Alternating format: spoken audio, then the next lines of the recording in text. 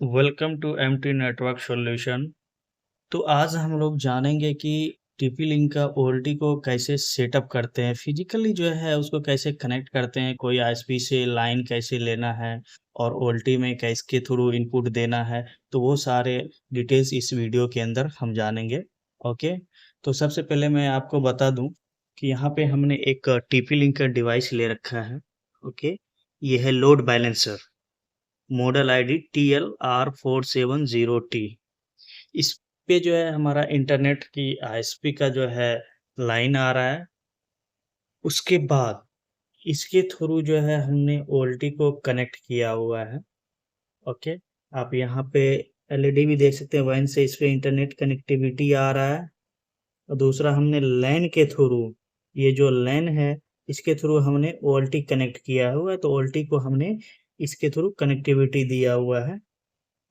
तो वो आपके ऊपर होता है, आप स्विच भी लगा सकते हैं जिसके अंदर फाइबर पोर्ट है, उसके थ्रू भी आप दे सकते हो। मैं आगे बताऊंगा कि वोल्टी के अंदर दोनों पोर्ट होता है, इथरनेट पोर्ट भी होता है और एसएफपी पोर्ट भी होता है। ठीक है, तो उसके बाद आप देखेंगे ये लैन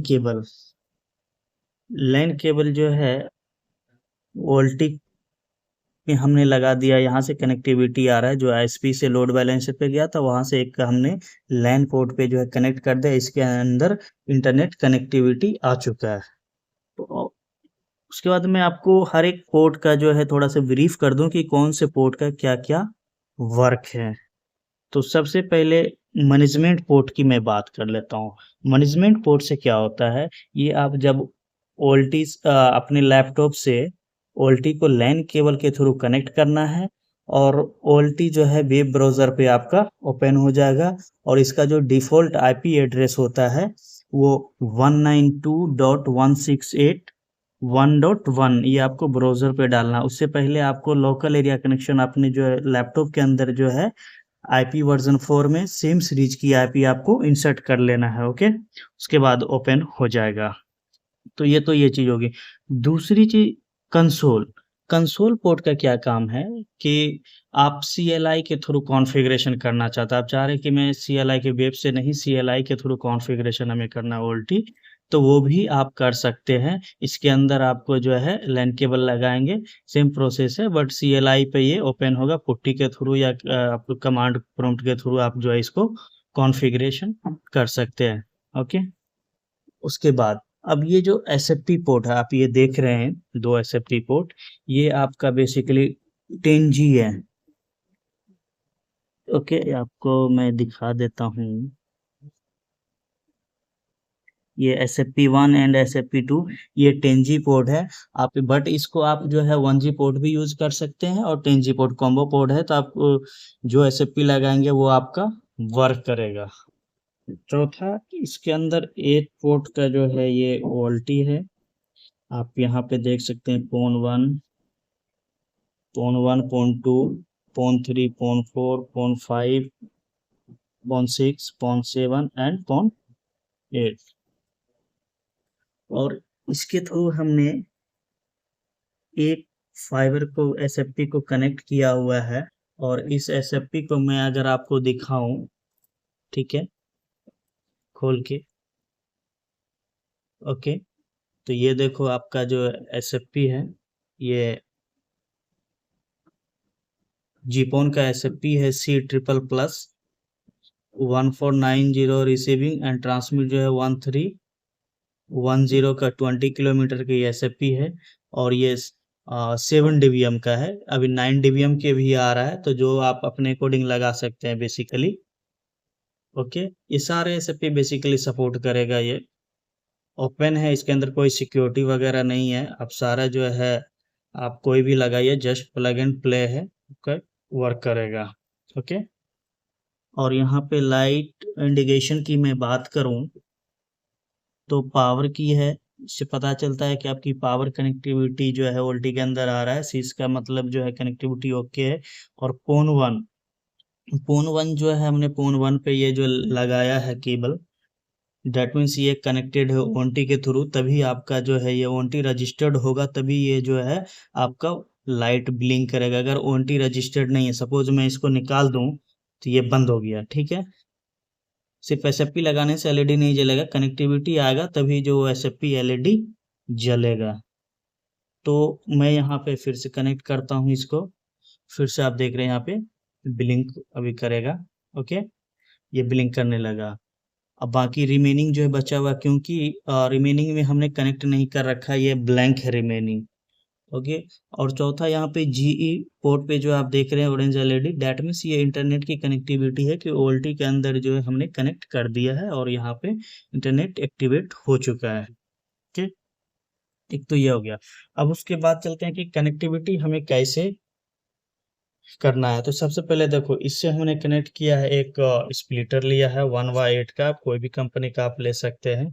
ठीक है, इन मतलब आपको इनपुट वाले पे डालना है। उसके बाद ये 8 आउटपुट आता है। इसके अंदर देखो कई 1/4 का भी आता है, 1/16 का भी आता है, 1/32 का आता है। तो आप अपने अकॉर्डिंग, अपने नेटवर्क के अकॉर्डिंग जो है आप इस स्प्लिटर को कनेक्ट कर सकते हैं। ओके, बट 1/8 का है, ये जो पावर लॉसेस करेगा, बेसिकली ये 10.5 dBm लॉसेस करता है। अगर 1/4 का आप लगाएंगे तो वो 4 dBm का लॉसेस करेगा। अगर 1/32 का लगाते हैं तो 17 dBm ये लॉसेस करेगा। तो इस तरह आप देख सकते हैं अपने नेटवर्क के अकॉर्डिंग कौन सा बेटर है, आप स्प्लिटर लगा सकते हैं। ओके, उसके बाद हमने ये अपना जो है टीपी लिंक का डुअल बैंड ओंटी को हमने कनेक्ट किया है। आप यहाँ पे देख सकते हैं एलईडी 4 एलईडी आ गए, जिसमें कि सारे इंटरनेट कनेक्टिविटी इसके अंदर वर्किंग, एक पावर का है, इंटरनेट का है, फोन का है और वाईफाई का है। तो ऑल फंक्शन इसके अंदर वर्किंग है। इंटरनेट कनेक्टिविटी ऑलरेडी हमने इसको कॉन्फ़िगरेशन कर रखा है। अगर इसका कॉन्फ़िगरेशन आपको नहीं पता, हमने डिस्क्रिप्शन में ऑलरेडी लिंक डाल दिया है, वहां से आप कॉन्फ़िगरेशन का वीडियो देख सकते हैं। ओके, और ओल्टी का भी कॉन्फ़िगरेशन का हम लोगों ने देख सकते हैं। ओल्टी के अंदर एक चीज और मैं बताना भूल गया, तो मैं बता देना चाहता हूँ। इसके अंदर ओल्टी को आप किसी भी टीपी लिंक का अगर ओएनटी लगाते हैं तो इस ओएनटी को आप रिमोटली कॉन्फ़िगरेशन कर सकते हैं ओल्टी के थ्रू। आपको क्लाइंट एंड पे जाने की जरूरत नहीं, डायरेक्ट आपका इंजीनियर जो है जस्ट फाइबर से कनेक्ट करेगा। ओके, उसके बाद आप रिमोटली अपने जो है सर्वर से कंट्रोल रूम से इसको जो है मैनेज कर सकते हैं। इस ओल्टी के अंदर OMCI प्रोटोकॉल का फंक्शन है जो कि टीपी लिंक ओल्टी के साथ वर्क कर रहा है, रिमोटली आप कॉन्फ़िगरेशन कर सकते हैं। तो आपको ये मैं एक चीज और इसका इंटरफेस बता दूं। देखो, इस ओल्टी के अंदर एक वॉइस पोर्ट है और 4 1 2 3 4 5 जो है ये लैन पोर्ट है। लैन पोर्ट जो है ये 1G पोर्ट है, मतलब सारे जो है 1 Gbps सपोर्ट करेगा। तो ये ज़्यादा बेनिफिट है। जनरली जो है 2 पोर्ट आते हैं इसके अंदर लैन पोर्ट, बट हम लोगों ने 4 पोर्ट दिया है ताकि क्लाइंट को कोई प्रॉब्लम ना हो। इन केस वो मल्टीपल डिवाइसेस कनेक्ट करते हैं, पीसीज वगैरह, स्विचेस वगैरह, प्रिंटर वगैरह, तो वो इजीली कनेक्ट कर सकता है। और यहाँ पे एक चीज आपको ध्यान रखना है कि ग्रीन कनेक्टर ऑलवेज इसके अंदर यूज होगा, एपीसी कनेक्टर, ताकि आपको प्रॉपर वे में लेजर जो है पास कर सके। अगर यहाँ पे आप ब्लू कनेक्टर सपोज कनेक्ट कर देते हैं ये फाइबर वाला, तो आपको जो है 3 to 4 dBm का लॉसेस मिलेगा ऑप्टिक पावर में। ठीक है, तो वो आपको ध्यान में रखना है। ऑलवेज जो है आप प्रॉपर वे में जो अगर नेटवर्क चला रहे हैं तो आपको प्रॉपर पावर चाहिए, तो आपको ऑलवेज ग्रीन यहाँ पे एपीसी कनेक्टर यूज करना होगा। ओके, तो यहाँ पे अपने मैं इसका मॉडल आईडी भी बता देता हूँ कि कौन सा मॉडल आईडी है ये आप देख सकते हैं, मॉडल XC220G3V। ये ओनडी काफ़ी अच्छा है, इसका जो है फीडबैक है, आप यूज करके ट्राई कर सकते हैं।